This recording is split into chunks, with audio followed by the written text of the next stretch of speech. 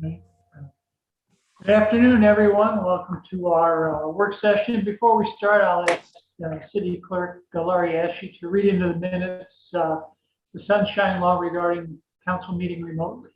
Yes, Your Honor. Under section 610.015 of the Missouri Sunshine Law, provides that members of the city council who are not physically in the council chambers can participate and vote on all matters when an emergency exists and the nature of the emergency is stated in the minutes. The U.S. and the world is in a state of emergency due to the coronavirus COVID-19. Therefore, members of the city council have elected to participate in this meeting electronically for the public health and safety of each other and the general public. Thank you.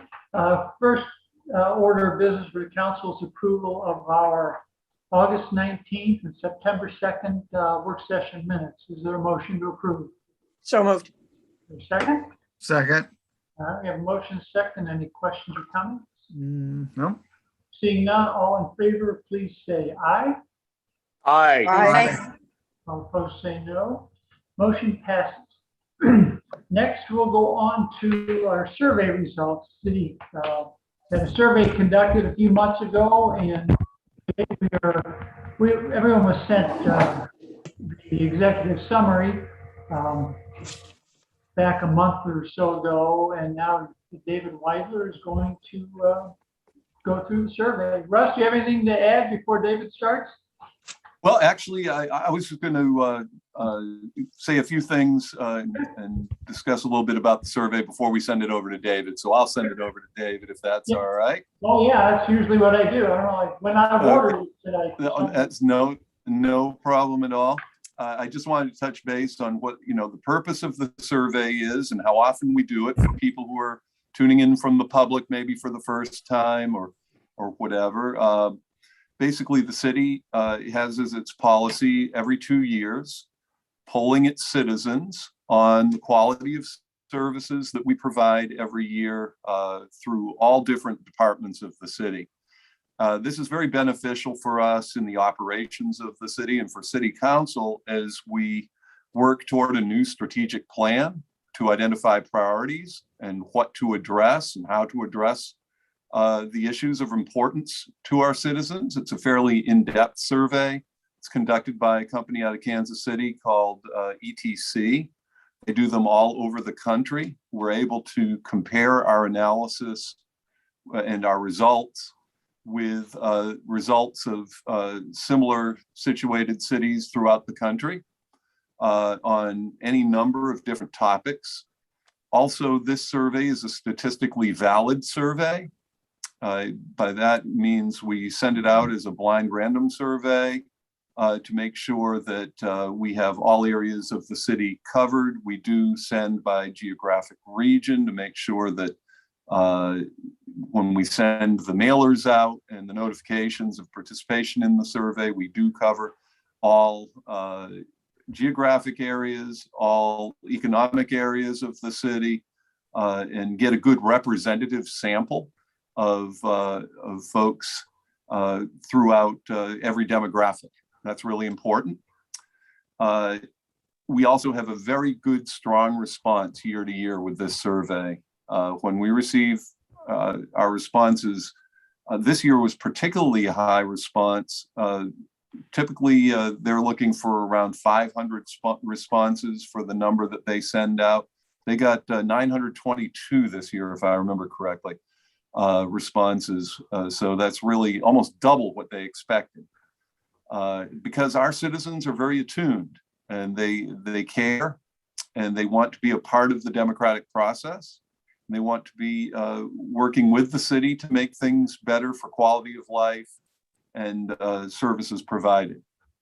Now, as staff for the city, I'm in charge of how we respond to concerns, everything from potholes to major issues such as fire response and so forth. So we take the survey results and we help actionize these, and we work with city council on a year-to-year budget, obviously, but also on strategic planning. And we did just enter our strategic planning phase for the next 5-year strategic plan. And city council's been involved in that, and staff has been involved at all levels. And we're excited to be able to address the concerns of what the citizens identified as needs. So I just want to have Lori just post up one page here real quick of the executive summary which the council received. If you could Okay, do just that, Lori. Give me one moment to log into it and pull it up. No problem.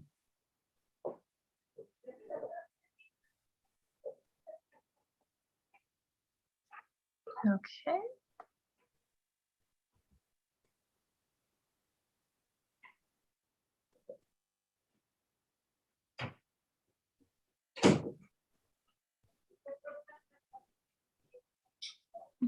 It's loading. Yes, It's we thinking. understand. Here we go. Can everybody see it? Yes, we do. Yeah. At least I do. Yeah, Please let me know when you want me to scroll down. Okay, thank you, Lori. So I just wanted to touch on this page because it really summarizes the overall quality of service of the city and the perception of our residents regarding that. This is compared against the US average in 31, in all the areas that were assessed by ETC, everything from quality of the city's outdoor aquatic center to how quickly fire EMS personnel respond to emergencies, overall quality of local police protection. They're all listed down actually by the amount that the city exceeds the national standard for ETC's analysis all around the country. And what's incredible, I think, is very good. I don't know that it's incredible because we always strive for more, but it is very good that we have exceeded the US average in 31 or 35 areas that were assessed. I think our city council, our staff, our department heads, everybody, every single employee of the city should be commended for putting out a very quality effort overall. So, for example, the quality of the city's outdoor aquatic center, 75% rated it as above average, and that is over the US average of 36%. So the difference was 40%, and extends down to areas where we did not exceed the US standard or average by ETC, such as condition of city streets and condition of city sidewalks. And we have observed over a number of different surveys that is a lagging area in the city. We do have a plan to address that, so we're excited about that. Overall, council certainly can ask questions here at any time. I'm not going to pull out a whole lot to describe because you have the numbers in front of you. But overall, I think that the survey does reflect that citizens perceive that they're getting value for their tax dollars. They feel comfortable in the city. They feel the overall appearance of the city is very good. Feeling of safety is very good. These are sort of our overarching qualities that add to the quality of life. And we do believe that Kirkwood is outstanding in these ways, and we want to continue to better that. And that will come through the process that we're engaged in now for strategic planning. So we're excited about where this points, and we're excited about addressing where it shows we need to address, such as sidewalks and streets. So we're excited about that as well. I do want to pass it over to David just to discuss that we won an award as a result of this survey this year. Yes, Mayor and Council. We just want to touch base that we were informed here this last week that ETC's Leading the Way Award, which is an evaluation based upon survey results and the way that different entities score. We are actually one of 9 that have been selected for this award here this fall. We'll be getting a little bit more information as it comes out. But essentially what it does is it ranks the highest scores, such as customer service and other essential efforts put out by a city based upon their citizen response, and ranks them. And we've ranked in that top 9 spot for a few of these categories. So we'll be glad to get that information to you here as soon as the rest of it becomes available. Thank you, David. So that basically wraps up. We just felt it was good for our citizens to know what the results of this survey were and to publicly discuss that. So if council has any questions, we'd be glad to answer. Sounds good. Laurie, if you could take your screen down and I can see who's got questions or comments on the survey report. Just raise your hand if you have anything, and I'll, Liz. The one about regulation of codes and ordinances. What do you attribute? What do you think that's indicating? Is that police ordinances? Is that building code ordinances? Do you have any idea? Yeah, regulation of codes and ordinances is non-police type, non-criminal. Let me put it that way. There are civil codes and ordinances such as the building ordinances, maintenance of property, things along those lines. That is the intent of trying to determine if people feel that our citizens feel that we are doing a good job of requiring code enforcement in appropriate places. Thank you. Mm-hmm. Anything else? Any other questions or comments from the council? Wallace. If it wasn't your intent to stay on this particular page, or are we No, you can move to wherever.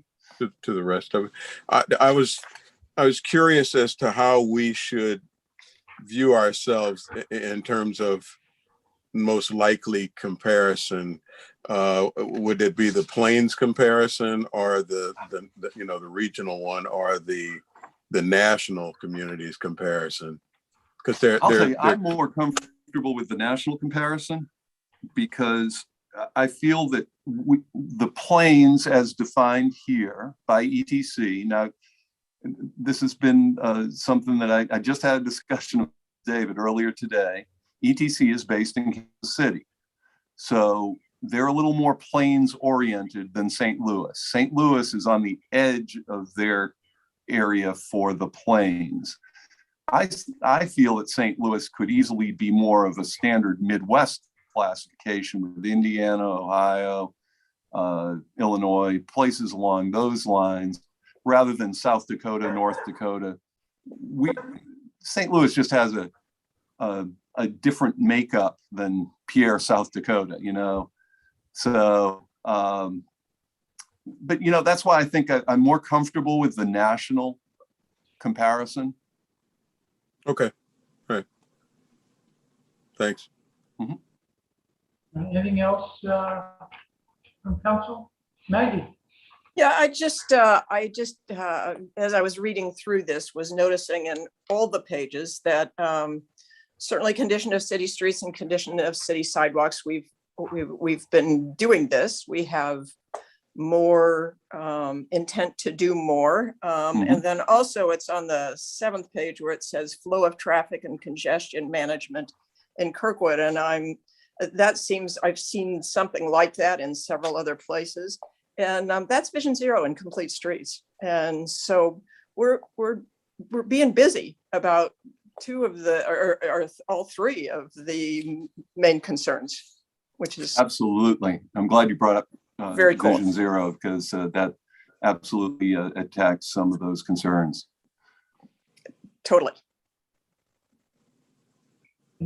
Bob, you'll have to speak up since we can't see you. So, Mark, you have your hand up. Go ahead. Sure. Yeah. Just, this is great information to have. Interesting. I noticed, and Russ, you recall, we recently revamped our city's website, and it shows that the quality is rated at 59%, which is good, but national average seems pretty low at 41%. Did we get any more specific feedback, or have we gotten any more specific feedback besides this survey? Comments about the website, things of that nature? You know, we have been working to identify heat mapping of where people click on the website so we can address the most important usages of the website and strengthen those. Freddie is excellent. He's of course our communications coordinator and manages the website. We have a beautiful new website, and I'm going to say to any of the public out there who hasn't visited our new website that it is top notch and it's really easy to work with and to find what you're looking for. The search engine works well. We've really worked hard to revamp what we considered an outmoded website just a couple of years ago to a real top-notch, state-of-the-art city website. So we're proud of our new website, and we are always looking to improve it. And we do examine where people are clicking, what are the most visited areas. We have the ability in-house to adjust the buttons and the connectivity within the website. So those are things that we're always looking to improve. That's right. And Russ, I agree with you. I think the website is great. And when we revamped it, we really liked a lot of the ideas and concepts. And one of the things that I think is great about this website is the fact that we can update certain sections real time. Mm-hmm. So it's interesting to see this data and how it compares. But I think some of the national levels are maybe a little bit lower, and the Plains levels are a little bit lower than what I like to see. So hopefully we'll continue to get positive feedback on that. Thank you. Mm-hmm. Bob or Boss? No, go ahead. You can go to Bob. I know Bob has anything or not. I did what? Yeah, we know you did. So just admit it. No. No, We saw you. I Yeah. would like the opportunity to irritate you with the sound of my voice, so I shall. But I think that the overall perception of this ought to be we're doing a fantastic job. You know, and the comments about where we scored low, it shows that we have been attuned to what our citizens are attuned to. We are seeing what the citizens find lacking, and we are dealing with it. So this is not tooting the horn of city council. What it is saying that because it's a lot more than just city council. So we are kind of we're shining, I think. Well said, Bob. Wallace? Question for Russ. Russ, from an administrative standpoint, have you guys had an opportunity to disaggregate these things into those that would require a change in budgeting or resource allocation, and those things that can be changed without, a direct financial impact? I raise that question simply because we're running right up onto the budgeting process, and those things that might need some tuning, you probably have not had an opportunity to make those adjustments. So we're in the process of disaggregating the data overall and identifying where there can be efficiencies and actions to be taken budgetarily. One reason that we do this in May is because it's right after we close our fiscal year. And it's before people leave for summer vacations and things along those lines. So we get a good response to where we are at that point in time. And then we're complete with the numbers here as we start our budget process here in August, September timeframe. And we definitely will be taking all the data that we have from this survey and everywhere else. We also benchmark against other cities in performance measures, and you see those in you see the straight up performance measures in the regular budget, but we also do benchmarking against outside cities. to really identify the most efficient way to provide the services, which goes to the heart of what budgeting is, you know, providing the best for the lowest dollar, or at least for a reasonable dollar. So we will be doing that. But no, I have not been able at this point to disaggregate and identify where we are in the budget on these specifics. Okay, thank you. Mhm. All right, we have anything else from council on this? All right, seeing none. Thank you, Russ. Thank you, David. Appreciate that. And now we will, I'm going to entertain a motion to go into closed session for legal matter. Motion approval. So moved. All right, we've got a motion, a second. Laura, did you get it? I Well, got Mark and Bob. There may have been someone else Okay. too. Mark and that'll Bob. work. All right, any questions or comments on the motion? All right, seeing none, roll call, please. Mayor Griffin, Yes. Councilmember Gibbons, Yes.